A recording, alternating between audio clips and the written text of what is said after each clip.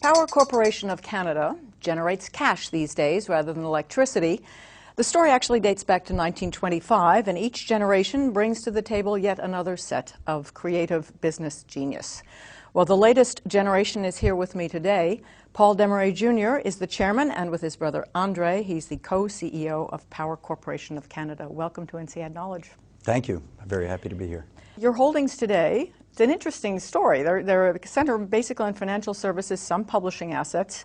How did this shift from to finance happen from buses? It started with electricity, and the government nationalized the company, and the company fell into a lot of cash. And at that time, the executives invested in a number of companies. And of course, they fell into this huge pool of money, and they must have had close to 50 companies.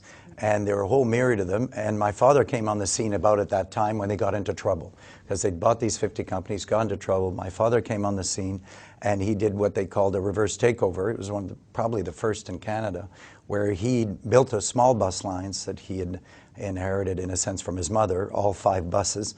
And he built that into a bigger bus line and built it sort of into the Greyhound buses of Canada, if you want. And then sold that to this company, got a number of shares, became the CEO, and then himself sort of changed the company pretty dramatically, probably brought it down to about 15 companies, let's call it, 15 to 20 companies, and had a series of areas, of which transportation, of course, was the beginning, so we'd kept that. But we had also some mineral company, pulp and paper companies, and my father ventured also at that time into an insurance company and to a mutual fund company. And those were actually the foundation of our company today, as it turns out. And so, as my father evolved in his career, he pruned that down to a smaller number of companies, let's call it 10 or so, but with still a pretty big array of companies, all of which today, the foundations are still in the group, whether it be the media or the financial services.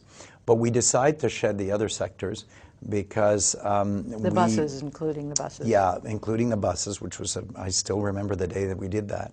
It was quite an emotional event.